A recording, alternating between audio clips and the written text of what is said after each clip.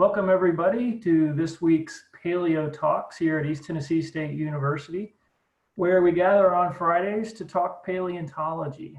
This week we have a special guest, Dr. Liz Hermsen, where she's going to talk about the gray fossil site plants, and we're excited to hear about that. But before we introduce her more, what we're going to do is tell you a little bit more about how we operate the show and introduce ourselves. Again, I'm Dr. Blaine Schubert. I am the director of the Center of Excellence in Paleontology, which oversees the gray fossil site and the museum that we have out there on site. And so again, why we're doing this is just to get the word out about paleontology and sort of keep us talking about it. My co-host is David Moscato. David, if you would introduce yourself. Sure thing. I'm David. I'm one of the paleontologists and science communicator at the Gray Fossil Site. And the structure of these talks is basically a Q&A with our guests. So Blaine's going to have a few questions to get things started that he'll ask our guest. And then about halfway through, we'll open it up to questions from you, the panel, the participants. So at the bottom of your Zoom screen, if you scroll down, you should see an option that says Q&A. So at any point, if you have a question, feel free to type it in there. And when we start taking questions from the audience, I'll read those off and ask Liz. Great. Thanks, David. So gray fossil site plants. And to remind people about the gray fossil site, we're talking about a 5 million year old fossil locality located out here in Gray, Tennessee, about 20 minutes from Johnson City, Tennessee. And not only do we have fossil animals, which we've talked about on some of the previous shows, but we're one of these rare fossil localities where we also have plants. So we have the plants and the animals, and we're able to reconstruct a lot of this past ecosystem. And in the past, we've had Dr. Chris Liu and also Dr. Michael Zavada, both of who studied fossil plants. And most recently, Liz is doing a lot of work with us. And so if we could show Liz now.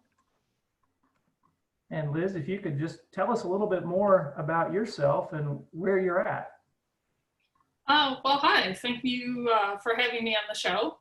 My name is Liz Hermsen. I'm currently at the Paleontological Research Institution, which is in Ithaca, New York. That's in the Finger Lakes region. I actually got my PhD here at Cornell, which is also in Ithaca. And I've been all over the country. I did postdocs at Kansas and Cornell as well. And for a while, I was at Ohio University. So right now, I'm working on the gray fossil site macroflora, and that's what I'm here to talk to you about today. Great, thanks, Liz. So tell us, what is it about the gray fossil site itself that makes it such an interesting place or a good place to study fossils? Oh, well. There are a few different reasons, but I guess maybe the most compelling reason is that it's I guess both location and age. So, and actually maybe it's best to show this map, if you don't mind my sharing my screen. Please share your screen. Okay, so let's get this started and see if I can get it to work. All right, can you see it? Perfect. Great. So this is a map of, as it says, major neogene plant macrofossil localities in the eastern United States. So plants basically come preserved as a variety of structures. They can be microfossils, which are usually pollen and spores, and those have been studied by others at the Gray Fossil Site. And they can be what we call macrofossils. So these are larger fossils that may represent a number of different types of plant organs. These can be things like wood, leaves. At Gray Fossil Site, probably the most interesting plant macrofossils are fruits and seeds. So that's what I'll mostly be talking about today. But one of the interesting things about Gray Fossil Site, and it's shown on this map, is its age and location. So there are not a lot of neogene age fossil sites in the eastern United States. And Gray Fossil Site itself is situated in an area in the Appalachian region where there are not a lot of similarly aged fossil sites nearby. So we don't really have a lot of information on the vegetation of Eastern North America from macrofossils at this time period. So that is one of the things that makes gray fossil sites so interesting from my perspective as a paleobotanist. So for example, what would you find at Brandywine that's really different from gray fossil site? Oh boy, so Brandywine is what? It's maybe slightly older. Brandywine hasn't been described in detail. I think that one has the Asian genus Pterocarya, which you don't see at gray. Is it preserving more of a coastal flora? You know, I'm not sure I can answer that question for you. Okay. Well, could you talk more about the new species, the two new species that you recently described? All right, so I guess maybe just, let's see if I can advance this slide. So yes, I have some information prepared on these species. So just a little overview. These are some of the things that have been identified from the gray fossil site macroflora, fruits, seeds, and endocarps. How would I say, taxa in bold are the ones that have been formally described, and the ones that are not in bold are preliminary identifications. So they're not formally described. So you can see there are a number of things: hickories, tupelo, bladdernut, grapes that you know are fairly familiar. So the new things that were recently described by myself and student co-authors were Cavallingum prachetii, which is an extinct type of endocarp, and also Corylopsis griseia, which is a plant that we call the winter hazel. It's related to the witch hazel, which you can see in Eastern North America today. So I don't know if you want to break in here or I can go on. Keep going, please. Okay, so I'll talk about Cavallingum first. This was a really interesting project because these are really unusual structures. So these are fossil endocarps. So maybe the first thing to talk about is what an endocarp is. Everyone probably has an idea of what a fruit or a seed is, but an endocarp is a structure that we may think of as a pit or a stone. So these occur in a particular type of fruit known as a drupe. A drupe is a fleshy fruit, something like a peach or a plum or a cherry. And in the center of the fleshy fruit, there's a stone that contains the seed. So the stone is actually a hard inner fruit wall, and that's the endocarp. And so we find these structures in the fossil records sometimes where we had plants that were producing drupes. So this is Cavallingum prachetii. This was described by myself and Carolyn Siegert recently. Carolyn started as a student in my lab when I was in Ohio.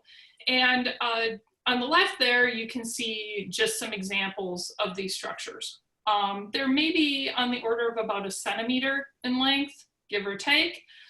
You can see that at the top, and I'm gonna use, oh, here we go. At the top, there are these openings. So the top of the structure is open. And there are usually 4 openings in the top of the structure. So this is a really interesting feature. And it's a feature that is often associated with the plant family Simplicaceae.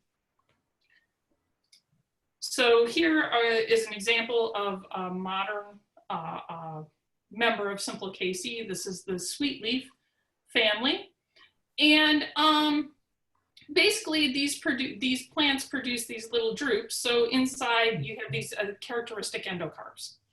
And so I've put some examples down here. On the left here is a modern example. So I think there are about 300 species in this family today. And they all produce these fruits with these characteristic endocarps. And there are actually quite a few studies on the endocarps, which is a little unusual. So on the left is one of these modern endocarps. These 2 on the right are fossils. The center one is an example of a fossil from Europe. And on the right is an example of a fossil from the Miocene of Vermont, actually from the Brandon lignite flora. So you'll notice all of these endocarps have holes in the top. And these are germination pores. So they're considered very characteristic for this group.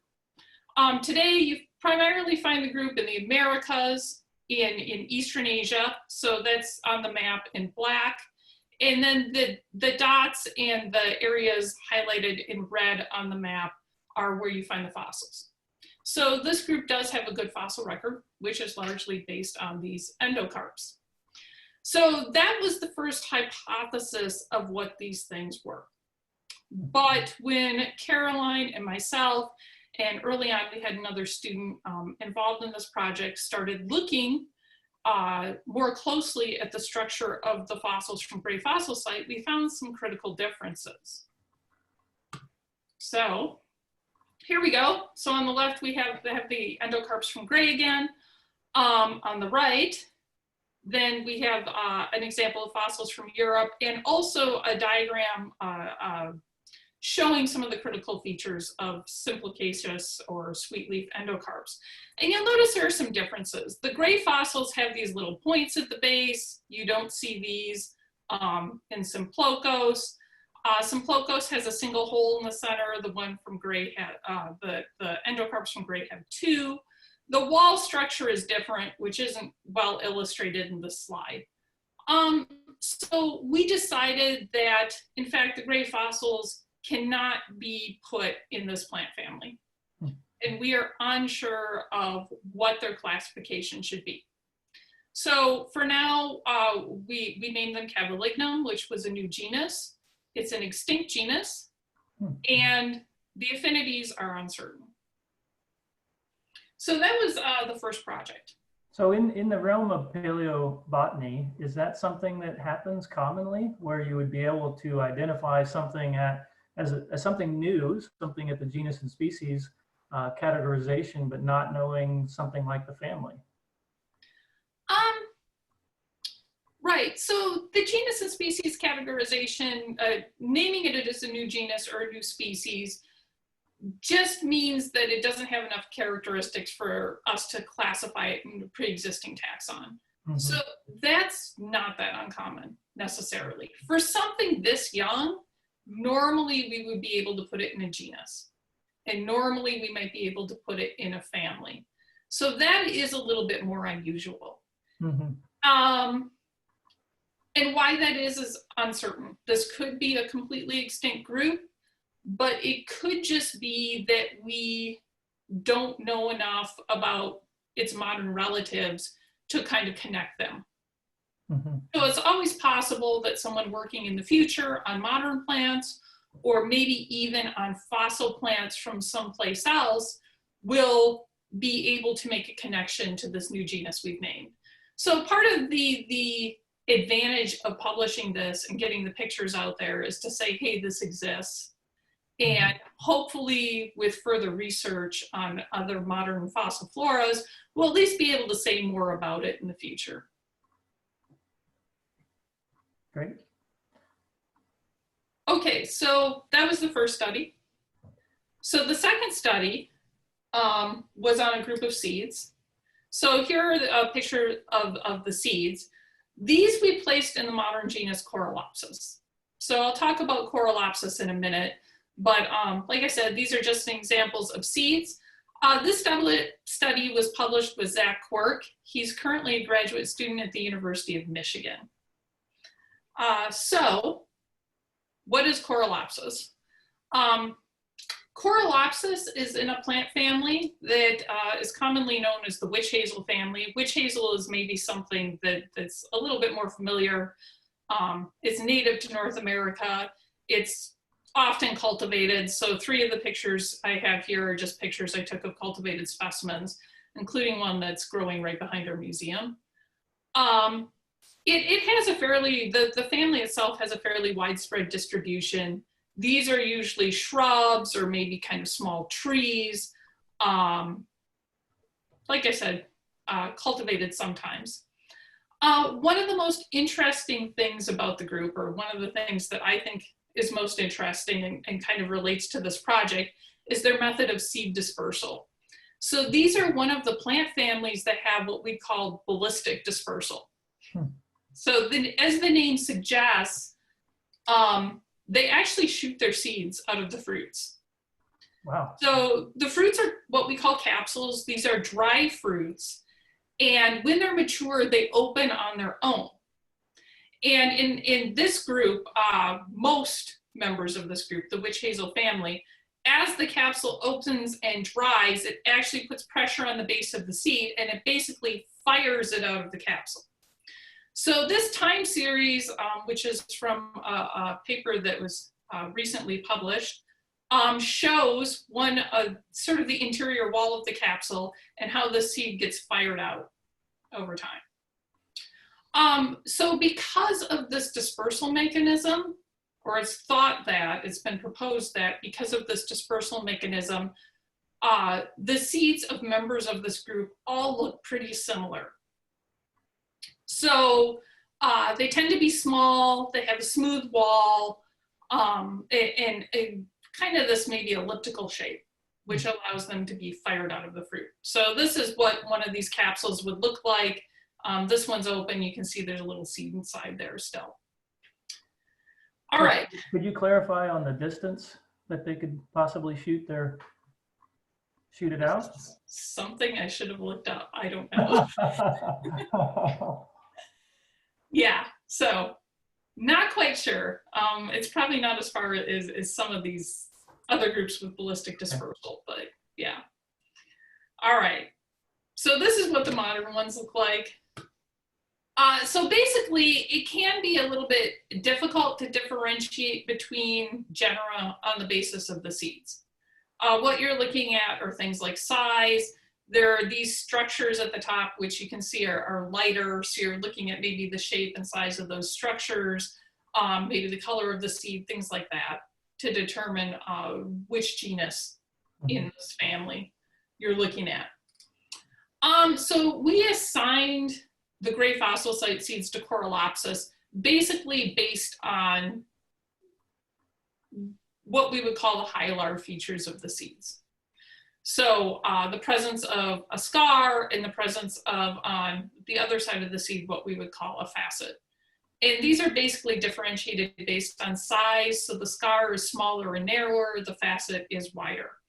And so you can see here the gray fossil site seeds with an example of a scar, an example of a facet pointed out. And on the right, there are modern Coralopsis seeds. So you can see here the scars are sort of small and narrow, and then on the other side of the seed is the larger facet. And then here, the images are taken from the top, so you can kind of compare them on the same seed and see the difference. At gray, the seeds actually split apart when they're preserved, so you don't get both sides of the seed. So we're sort of inferring that these two sides go together. So Coralopsis itself, I mean, it fits into this family, and it's kind of this little woody plant. It's got pretty flowers. One of the interesting things about it in terms of understanding the flora of the gray fossil site is its distribution. Yeah, that's what I was going to ask you, was a little bit more about the biogeography. Okay. And sort of where these fossils are, and then what are their closest living relatives? So in this case, Coralopsis is a living genus, or it's still extant, which wouldn't be, again, unusual for a flora of this age. So there's a series of maps here on the right. The bottom map shows the present distribution of the genus, and you can see here with these yellow triangles that it's basically in Eastern Asia, kind of centered around China, Japan, Korea. The top two maps show its fossil distribution. So in the Paleogene and in the Neogene. And on those maps, the red dots are fruit and seed fossils, mostly seeds. The green squares are leaves. And then I think there's one blue hexagon that is wood. So you can see that today it's mainly in Eastern Asia. In the past, it's pretty widespread over the Northern Hemisphere. And it does sort of fit in with some of the other genera that we've seen at gray. So there's kind of a broader pattern here. I'll talk about the Asian genera first. Okay. Did you have a question? No, I wanted to hear more about the Asian genera. All right, well, I'm ahead of you then. Okay, so here we go. There are a few other genera at Gray that have been identified that are restricted to Asia today. One of these has been previously described. Over here, this is Cinnamanium macrocarpum. This was described in 2010 before I was involved in the project. This is a member of the moonseed family. You can see it has these characteristic endocarps with kind of this crescent-shaped structure on it. So this was placed in a genus that is native to Eastern Asia. And it's actually hard to find pictures of some of these genera. So I've got a herbarium sheet here to show you kind of what the modern genus looks like. You'll notice it has fleshy fruits. So again, this would be the inner fruit wall. On the left, I have pictures of another genus. This one has been identified from Gray, but it has not been published. This is Sargentadoxa. So this is another East Asian genus. The pictures on the left are some examples of the seeds. On the bottom left is a modern seed. On the top are actually some seeds that were recently figured from the Miocene of Mississippi. So Sargentadoxa is actually known from a few localities in the Neogene of the eastern United States. It's been described from Vermont and Mississippi, and Gray appears to be maybe the youngest appearance or occurrence that we know of. So it's extinct in Eastern North America today, or North America in general. So this pattern occurs, this pattern of having some of these modern East Asian genera in Eastern North America occurs at Gray. And you see this at some of the other Neogene localities in the Eastern United States as well. So the broader story with this, because we can broaden it out a little bit, it's not just about Asian genera, is that in general, the genera we tend to see at Gray are genera that occur today in the Northern Hemisphere and have a fossil record in the Northern Hemisphere. And a lot of times today, their distributions might be more restricted than they were in the past. So another example, this is hickory, again, described by other investigators from Gray. This was described as the species Tennesseensis, so it was a new species. This has a fossil record, again, it's pretty widespread across the Northern Hemisphere in Eurasia and North America. Today, you see the widest distribution is in Eastern North America, some in Asia, and a little bit getting into Mexico. Just a couple of other examples. Staphylia, the bladder nut, again, previously described. This one is a little bit more widespread across the Northern Hemisphere today. It also has a widespread fossil record. And then down at the bottom, you see Tupelo. This is based on endocarps. That one, I just have a modern distribution map. And the modern distribution is primarily in the Eastern United States and in Eastern to Southeastern Asia, getting a little bit into Mexico and Central America. So we see this pattern again and again and again. Mm-hmm. And I know this has been brought up before on this, this series, but basically the reason for this, right, is because we had this flora that was once more widespread. So earlier, primarily in the Paleogene, the earth was warmer. Some of these plants that require maybe a little bit warmer temperatures were able to live at higher latitudes, and they were able to move between Eurasia and North America via land bridges. So in the North Atlantic and also in the North Pacific. And over time, while there was spreading in the Atlantic region, there's cooling. And then in continental interiors, you also see things like drying that broke up kind of the distribution of suitable habitats for some of these plants. So today they tend to be concentrated in certain areas of the Northern Hemisphere. Mm-hmm. One of these is the Eastern United States. Another one is Eastern Asia. And so this Eastern United States, Eastern Asian connection is a connection that's been recognized in modern plants for a long time. And the connection between these various regions of the Northern Hemisphere has also been recognized in fossil plants for quite a while as well. All right. Now, I think it's time where we open up for any questions from the audience that may have come in. David, you want to read one? Sure thing. We've got a couple Q&A questions, and as a reminder for everybody who is in the chat or who's in our audience, you can go to the bottom of your Zoom screen and click the Q&A tab to open up the window where you can type in your question. So our first question, Liz, comes from Janice, who is a volunteer at the Gray Fossil site.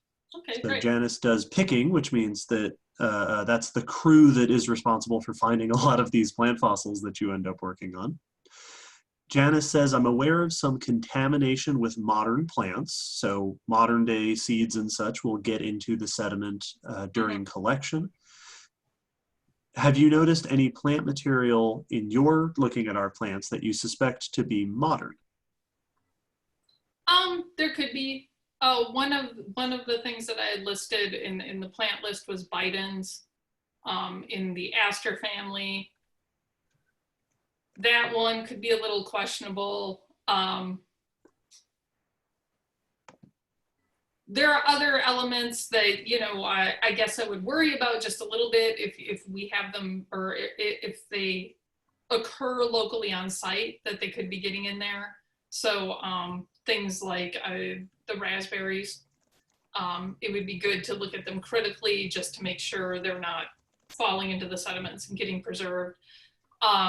So the material that I've shown today, I'm pretty confident is fossil material, but yes, the problem can occur, especially when these sediments are exposed and being collected en masse, that there can be contamination. So certainly it's something I'm aware of and concerned about in looking at the flora. Sure.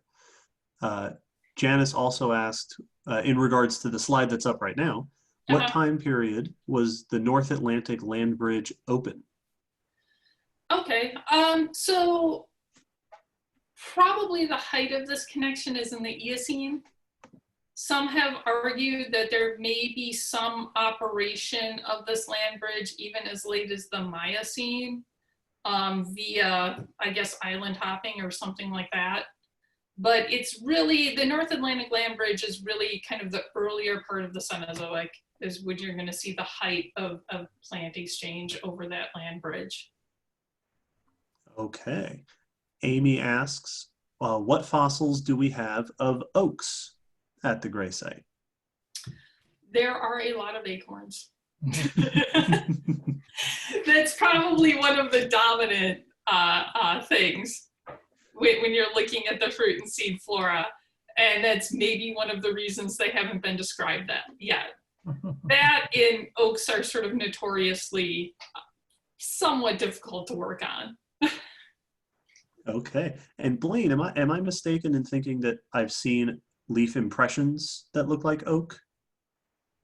Yeah, from Gray? No, there are some that are out there. Okay.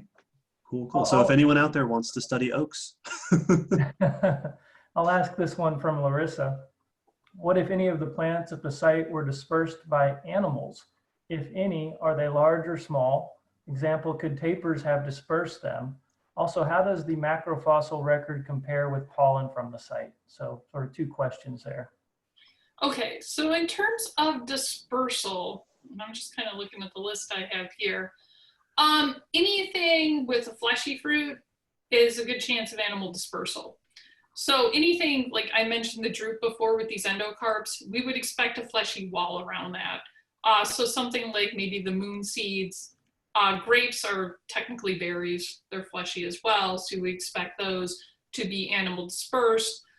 Hickory is obviously something we see today dispersed by animals, so we would expect that to be animal dispersed too. I would assume the tupelo as well. So there was probably animal dispersal going on. I wouldn't be surprised if some of these larger mammals were involved in some of that dispersal, depending on what their food preferences were. And the second part of the question was what? It was, how does the macrofossil record compare with pollen from the site?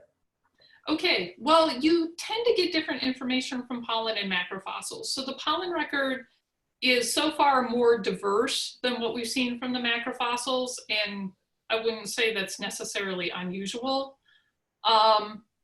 And there is some difference in the taxa we see in the two records. So what genera or what groups of plants we're finding. Mm-hmm. So you may not find the same group in both records. So they're somewhat complementary. And in the pollen record, what you tend to see, or what I've seen from what's been published on this, is it tends to be dominated by oak and hickory, which are also actually really well represented in the macrofossil record, and also somewhat by pine. Mm-hmm. Okay.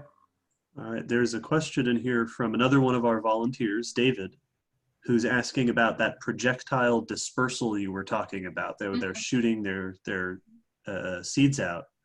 Can projectile dispersal occur in all levels of vegetation density, or does it imply a certain degree of openness to the vegetation? Good question. I'm not sure whether it does or not. I wouldn't think it necessarily does. Yeah, not quite sure about that. That's a really interesting question too. Yeah. Another of this is a colleague of ours, former student Ethan, who asks, do the extinct plants indicate a lot of functional change in things like forest structure in Eastern North America between the past and today? A lot of functional change in things like forest structure. Yeah, it's another one I don't know that I have a good answer for, at least not at this time. Okay. One of the things I wonder about, and I'm not sure if anybody out there could answer it, or if Liz, if you've ever looked into this, but are there indicators on the endocarps that would be evidence of going through a digestive tract? So, would you see something that would indicate, well, this is definitely something that went through a taper, for example? And maybe Larissa would have a comment on that as well. But, is that something we might want to consider looking at, is whether or not there's a signature that we could pick up on? That's a good question. It's a question that I don't feel that I can really answer. I don't know that there would necessarily be any particular indication. Mm-hmm. Certainly if there were other things like animals gnawing or feeding on, I guess, opening fruit walls or opening the endocarp wall by actually, chewing it, you might see that. Right. But as far as the digestive tract, not sure. Okay. All right. I know that we're heading toward the end of our time here, but there are a couple of more fun and personal questions here that I think will be good to ask. So we have a question from Jean, or Jeannie. Let me know if I'm saying your name wrong. Is there anything you find particularly challenging or particularly rewarding or wonderful about working in paleobotany? Well, the biggest challenge in paleobotany is you always really don't know what you're dealing with. You have this fossil site, you have these disconnected organs, and you're trying to somehow connect them to modern plants, figure out what they are. It's kind of like a weird mystery or puzzle. So that's interesting to try to work out. And for me, I kind of like to work on a lot of different groups of plants, or to learn new things about different groups of plants. And when you're working on a site like this, you are forced to learn a lot about plants you may have never studied before. So you really get a chance to expand your knowledge, and I really like that. And I guess, for me personally, it kind of keeps me engaged in the field. Excellent, good question. And then I think this next one is from Riley, who asks, and this is a classic paleontology question, what is the most interesting fossil you have found? What's your favorite? Wow. No, I'm trying to think about what might be my favorite. The one I brag about the most is probably I found a fossil starfish, which isn't a plant. That's not a plant. I know, but it was just one of these things. I was walking by the side of the road. I found it in a ditch. I've never found one before or since, so. You need to do some invertebrate paleontology. I've done a lot of invertebrate collecting, actually. Well, you've got a great collection up there, don't you? Isn't that a good collection up there? Well, Paleontological Research Institution primarily has Cenozoic collections from the eastern United States, but New York itself is a very good place to collect invertebrate fossils. They're just far, far older. So trilobites, brachiopods. New York, not this particular region of New York necessarily, but New York in general is known for Eurypterids. So there are a lot of interesting things to find out here, and I've certainly had my fair share of collecting trips in New York. David, you want to do one more? Sure, we can do one more, and we can, if people have more questions after we officially end the program, we can stick around. There is a question from another of our former students, a more specific question. This is from Josh, who asks, have you seen any specimens that might belong to either Fabaceae or Asteraceae? And if you wouldn't mind to explain for those of us who are not botanists what those words mean. So the first one you said was Fabaceae? Fabaceae, Fabaceae. Okay, that's the legume family. Okay. No, I have not seen that. And the other one was Asteraceae? Yes. Yes, so there have been some little achenes, and that's one I worry a little bit could be contamination. So it's something that needs more investigation. All right. Okay, and what would Asteraceae be? What plants are included in that? Oh, sorry, it's the aster family, so the sunflower family. Oh, okay. Very cool. That would be a fun thing to, I imagine that our paleo artists would have a lot of fun putting sunflower plants on our murals and such. Yeah, and I mean the age of the site and that and the location, it's certainly plausible they'd be there. And I cannot recall, I'm sorry, whether they were in the pollen flora. All right. Well, we'll wrap up our question and answer that will be recorded. So what we do is we stay a little bit longer, but we go ahead and stop the recording here after we thank you. Thanks again, Liz, for being on the show and for working on our fossil plants. This was really interesting. Thanks a lot. Thank you.